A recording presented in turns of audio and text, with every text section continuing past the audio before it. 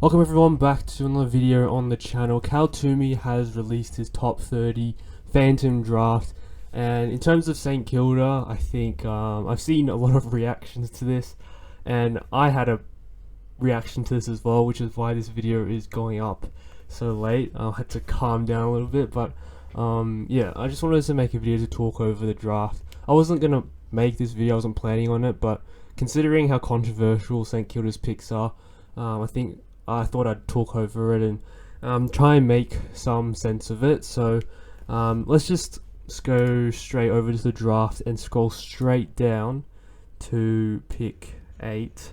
And yeah, Tobie Travalia. I was very keen on Travalia early in the kind of draft speculation period around June, July-ish.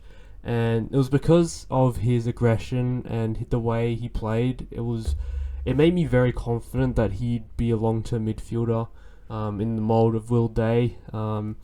He attacks the ball really hard, which is an attribute I think is really important for a midfielder. You need to have that competitiveness to fight for the ball and win clearances, and I think Travalia has that. He's a bit undersized. He is 187 centimeters, but his frame is a bit thin, which might limit him a bit. But he is one of the best runners in the pool, I think second in the draft combine. So it does follow the trend of us taking these kids who are elite runners. We took Wilson last year, who I think finished first or second in the draft, and yeah, I think this suits our philosophy in taking players who can play in the Ross line system. Obviously, it isn't ideal that we miss out on all these other guys beforehand as midfielders, because we all know our biggest need currently is the midfield. We need star factor in there, but Travalia does have the potential to become that. It's just that it's a bit more unlikely considering it's not his natural position. But yeah, he's really good at intercepting, so I guess at least we get a intercepting halfback. But yeah, it's pretty upsetting to look at this, but considering like we could have had 2 of those top mids if not for 1 goal with the last kick of the season. But you know, that it is what it is, and we just have to take it. Because Naz at pick 11 has become an extremely elite selection. So there are good players around this range who aren't exactly in the top end, but are still, you know, first round picks in the second tier who have the potential to step up to be, you know, part of that top tier at AFL level, and Travalia could become that for us. Pick 10, Alix Taranu. I really like this player. I think he can fill in for Josh Battle really well. I don't know if he will play AFL round 1, but at least in the long term, I think we have a Josh Battle replacement with Taranu. I think he has the highest potential in this year's draft in terms of, you know, 1 in a million players. I think Lawler, O'Sullivan, etc., they're all going to be extremely good players in the future, but you know, you can kind of compare them to other elite players of the generation and things like that. But I think Tauru could be the best of the generation. That's how highly I regard him, and I mean, what my opinion doesn't really mean much, but that is how I see things with Tauru because of how athletic he is and the way he attacks the ball, similar to Travalia. Both very competitive players, and you know, that competitiveness will take you a long way at AFL level. Some kids are extremely talented, but they lack the competitive edge, which ultimately results, you know, in a failed career. So I think the fact that they both have these sorts of attributes is really promising.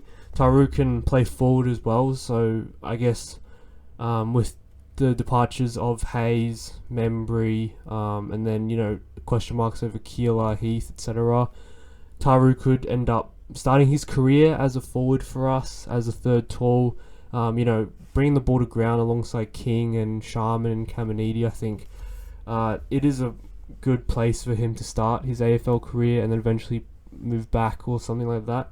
But yeah, I think either way, you know, as a replacement for Josh Battle, I think Ataru's ceiling is double the ceiling of Battle's. Just purely because of how athletic he is, and I think with that athleticism, he would be able to play so many different defensive roles. Like, he'd be able to play as a fullback, as a third tall, as a centre halfback, as a halfback. So he's got that versatility, but he can probably be an elite player in any of these positions, which is really appealing. And can't rule out him becoming a permanent midfielder as well. He's got that athleticism that you need, the competitiveness that I talked about with Travalia. His ball use probably isn't elite.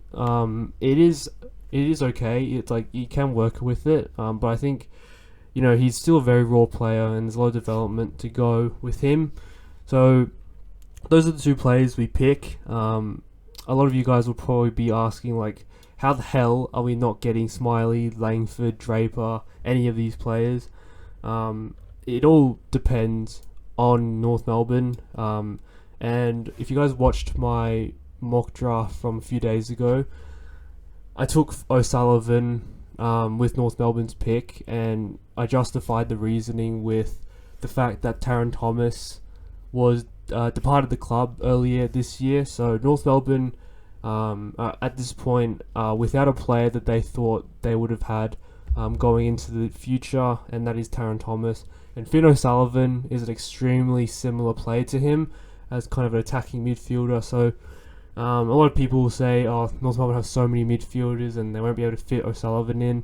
But if they could fit Taron Thomas in, then they can fit O'Sullivan in. There is a hole there that's been vacated by Thomas, and North Melbourne take best available and fill a need with this pick. So I think it makes a lot of sense, more sense than what it may seem.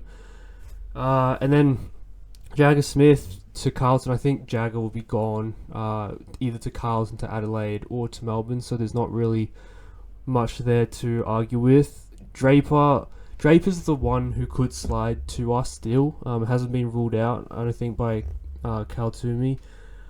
I think Adelaide could opt for Harvey Langford at this point. Draper does make the most sense, but Langford's the type of player that's very rare. Players of his size, it's hard to find successes of those big-bodied 190cm inside-outside mids later in the draft, whereas these 180cm burst mids like Draper, I think, are easier to find later in draft. So I guess Langford is more a dime a dozen, if that makes sense, and Draper's more common of a type of player.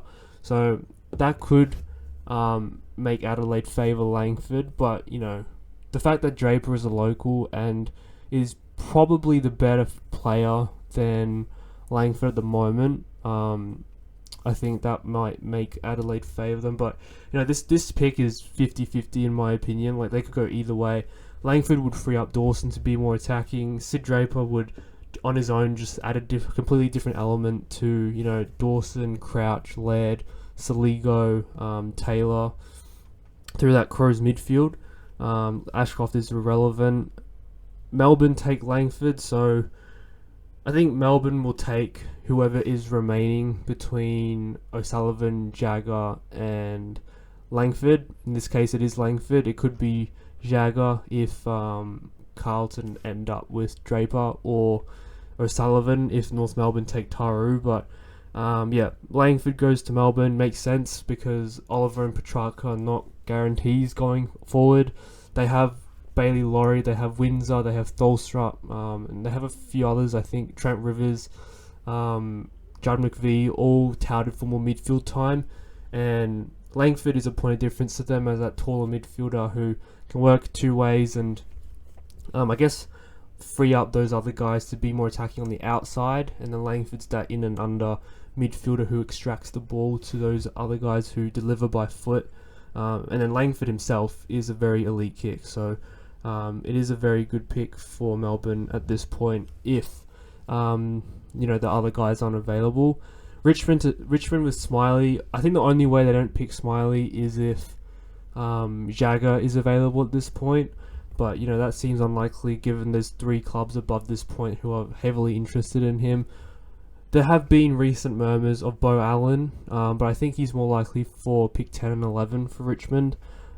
Smiley, along with Lawler and potentially Houghton, or whatever midfielders Richmond take with their later picks. I think Smiley and Lawler is a really nice combo for their long-term midfield.